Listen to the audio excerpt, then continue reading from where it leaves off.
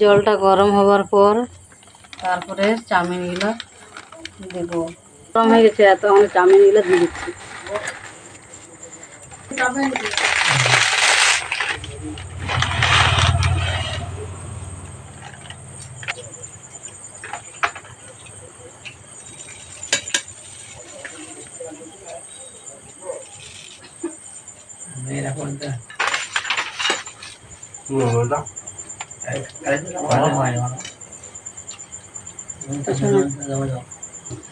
উলট পালট করে যাতে সিদ্ধ হয়ে যায়, উলট পালট করে নিচ্ছি যাতে ভালো করে সিদ্ধ হয়। বাড়িতে অনেক দিনের পর চাউমিন হচ্ছে, তোমরা ভিডিওটা দেখতে থাকো কিভাবে বানানো হচ্ছে। চাউমিনটা সিদ্ধ হয়ে গেছে, এখন পাতির মধ্যে ঢেলে নেব।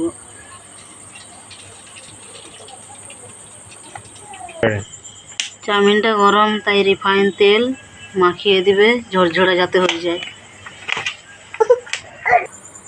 রিফাইন তেল ঢেলে দিছি, এখন আলু আর কুঁদরি ভেজে নেব।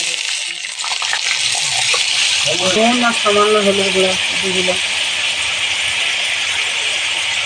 এখন নেড়ে চেড়ে নেব।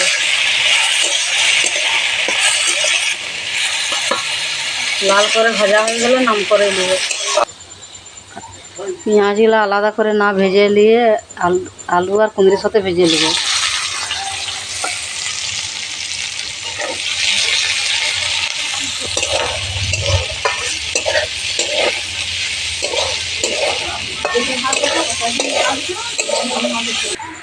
আলু কুঁদরি পেঁয়াজ ভাজা হয়ে গেছে,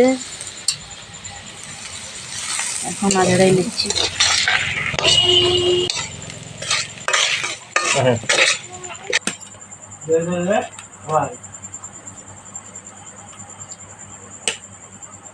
দুটা ডিম দিয়ে দিচ্ছি।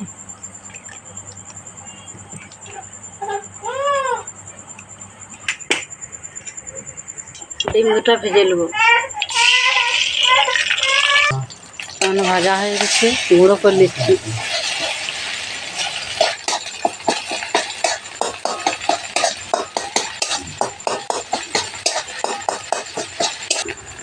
ডিমগুলো ভাজা হয়ে গেছে, এখন চাউমিনটা দিয়ে দেবো।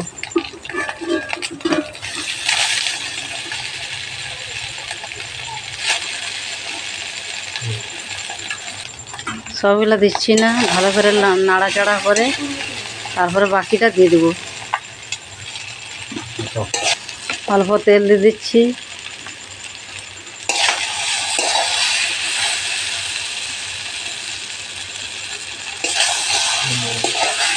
বাকি যে চাউমিনটা ছিল এটা দিয়ে দিচ্ছি।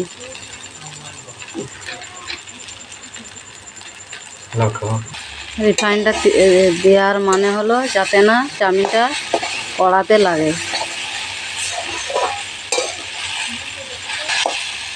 নেড়ে চেড়ে নিচ্ছি তখন।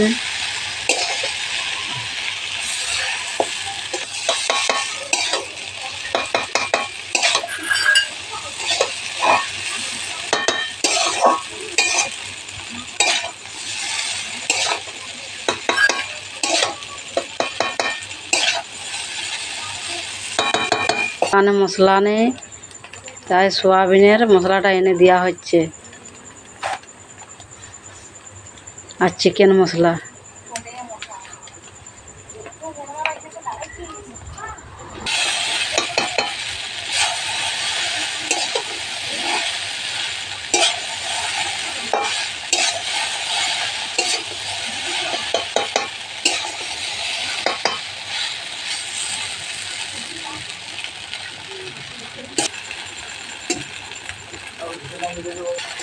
ভালো করে মশলা মাখানো হয়ে গেছে, তখন ভেজে রাখা সবজি দিয়ে দেব।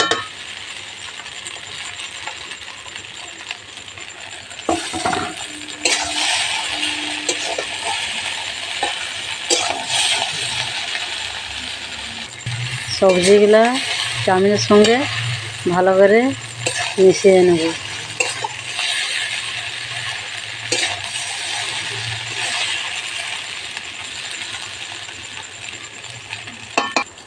এভাবে 5 মিনিট নাড়াচাড়া করে নিলে চাউমিন রেডি। তো দেখতে পাচ্ছ বন্ধুরা, আমার চাউমিন পুরোপুরি রেডি হয়ে গেছে। চাউমিনটা রেডি হয়ে গেছে, এখন থালার মধ্যে ঢেলে নিচ্ছি।